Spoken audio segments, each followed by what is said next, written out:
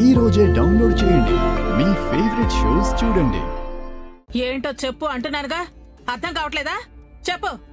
Okay అత్తయ్య గారు, చెప్తాను. కానీ ఈ విషయం నేను మీతో చెప్పానని శరణ్యకి మీరు చెప్పకూడదు.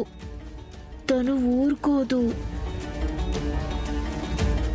శరణ్యకి చెప్పకూడదా? ఊరుకోదా? ఏయ్, ఏంటి నాంచుతున్నావు? సూటిగా విషయం ఏంటో చెప్పు ముందు.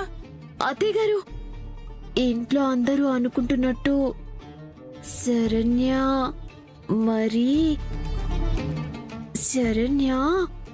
ఏంటి? శరణ్య నిజంగా ప్రెగ్నెంట్ కాదు అత్తయ్య గారు.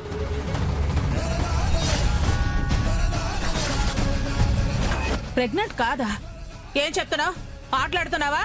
అయ్యో అత్తయ్య గారు, మీ ముందు నేను ఆటలా?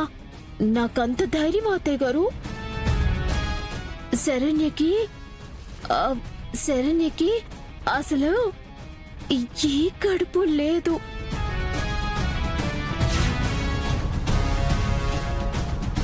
తను ఇంట్లో అందరినీ అలా అని చెప్పి మభ్యపెట్టింది.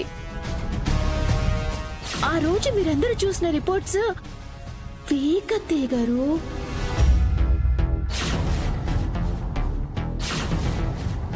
నీ మాటలు కూడా ఫేక్ అని నేనెందుకు అనుకోకూడదు? ఇంట్లో ఈ ప్రెగ్నెన్సీ డ్రామా ఆడాల్సిన అవసరం తనకేంటి? మా ముందు శరణ్య ఎలా ఉన్నా తను ఆనందం ముందు ఇలాంటి వేషాలు ఎందుకేస్తుంది? తన మీద ఇంట్లో ఉన్న బ్యాడ్ రిమార్క్ ని డైల్యూట్ చేసి ప్రెగ్నెంట్ కదా అన్న సింపతిని వాడి తన ఉనికిని మళ్ళీ కాపాడుకోవటానికి అత్తయ్య గారు. ఇది న్యూ క్రియేషన్. తన ఉనికిని కాపాడుకోవడానికి మరి ఇలాంటి అబద్ధం ఎలా చెప్తుంది తను? అబద్ధం చెప్పడం కూడా ఒక ఆర్ట్ అత్తయ్య గారు. అది నా వల్ల కాకే ఈ రోజు ఇలా ఉన్నాను. తన వల్ల అవుతుంది కాబట్టే కంపెనీకి ఎండి స్థాయిలో ఉంది. మీకు నా మాటల మీద ఇంకా నమ్మకం కుదరాలి అంటే మీరే స్వయంగా శరణ్యకి ఏదైనా బరువైన పనులు చెప్పి టెస్ట్ చేయండి. తను నిజంగా ప్రెగ్నెంట్ అయ్యుంటే ఈ పని చేయదు కదా.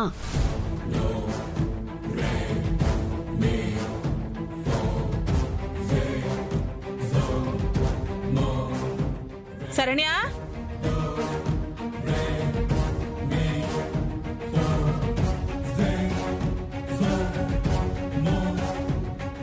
ఏంటత్తయ్య గారు? డాబా పైన బట్టలు ఆరేసాను కదమ్మా, వర్షం పడేలా ఉంది. వెళ్ళి కాస్త వాటిని తీసుకొస్తావా? అలాగే అత్తయ్య గారు, ఇప్పుడే తీసుకొస్తాను.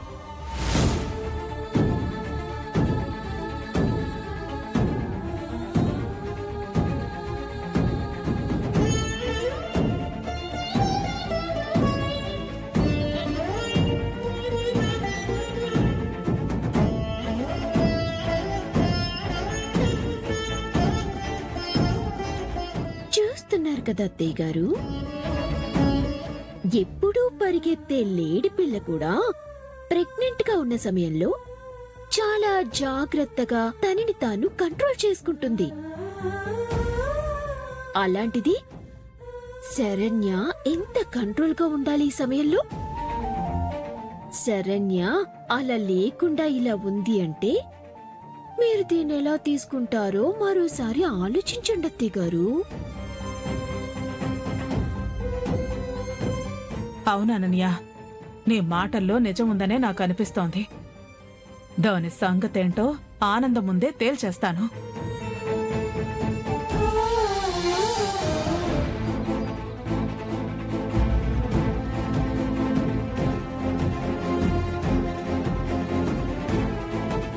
ఆనంద, నేను నీతో ఒక ముఖ్యమైన విషయం మాట్లాడాలి. చెప్పక. నా మాటల్ని దయచేసి చెడుగా అర్థం చేసుకోకు. నువ్వు నా తోడి కోడలివే అయినా తోబుట్టు కన్నా ఎక్కువే నాకు. ఆ స్వతంత్రం చనువుతోనే మాట్లాడుతున్నాను. ఏంటక్క కొత్తగా మాట్లాడుతున్నావు? కాదు, గొడ్డ రాయి చేసుకుని మాట్లాడుతున్నాను. అవునా ఆనంద, నేను మాట్లాడాలని వచ్చింది నీ కోడలు గురించి. శరణ్య గురించేనాక? శరణ్య నిన్ను నమ్మిస్తూ మోసం చేస్తోంది. నీతో పాటు ఈ కుటుంబాన్నే వంచిస్తూ వచ్చింది. ఏం మాట్లాడుతున్నావక్క? తనేం మోసం చేసింది? శరణ్య మనమంతా అనుకున్నట్టు ప్రెగ్నెంట్ కాదు.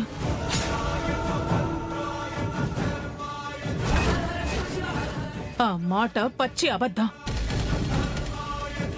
మనం చూసిన రిపోర్ట్స్ అన్ని ఫేక్ ఆనందా.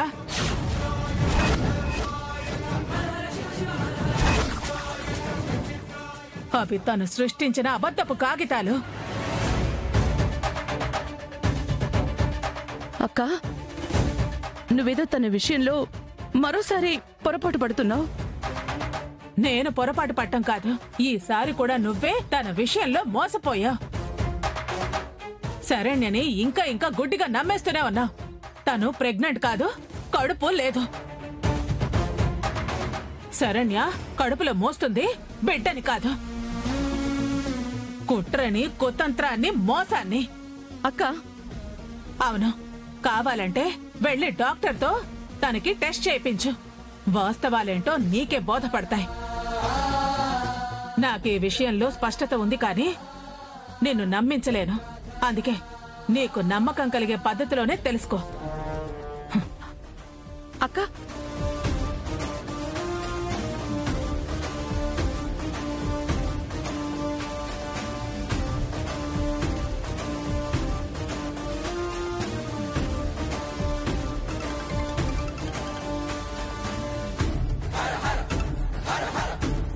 అత్తయ్య గారు. అమ్మ శరణ్య, నేను డాక్టర్తో మాట్లాడాను. ఒకసారి నిన్ను చెకప్కి తీసుకురమ్మన్నారు. బేబీ గ్రోత్ కండిషన్ చెకప్ చేస్తామని చెప్పారు. చెకప్పా? ఇప్పుడు దేనికి అత్తయ్య గారు? మొన్నే అయిపోయింది చెకప్. కరెక్టేనమ్మా, కానీ ఊరెళ్ళొచ్చాము. పైగా మధ్య మధ్యలో నువ్వు చాలా సమస్యలు ఫేస్ చేసావు కదా, అందుకని ఎందుకైనా మంచిది ఒకసారి చెకప్ చేయించుకుంటేనే మంచిది కదా. అత్తయ్య గారు, అది ఏమా, ఏదైనా ప్రాబ్లమా? ఆహా, అదేం లేదత్తయ్య. మరైతే ఏంటి ప్రాబ్లం? నువ్వు వెంటనే బయలుదేరి వచ్చేసేయ్. డాక్టర్ గారిని కలిసొద్దాం. అది ఆఫీస్లో కొంచెం వర్క్ ఉంది అత్తయ్య గారు. నేను ఇంటికి వచ్చేటప్పుడు డాక్టర్ గారిని కలిసి వస్తాను. శరణ్య, ఈ సమయంలో నీ హెల్త్ కన్నా నాకు ఏది ఇంపార్టెంట్ కాదమ్మా. వెంటనే బయలుదేరి వచ్చేసేయ్, అర్థమైందా? సరే అత్తయ్య గారు.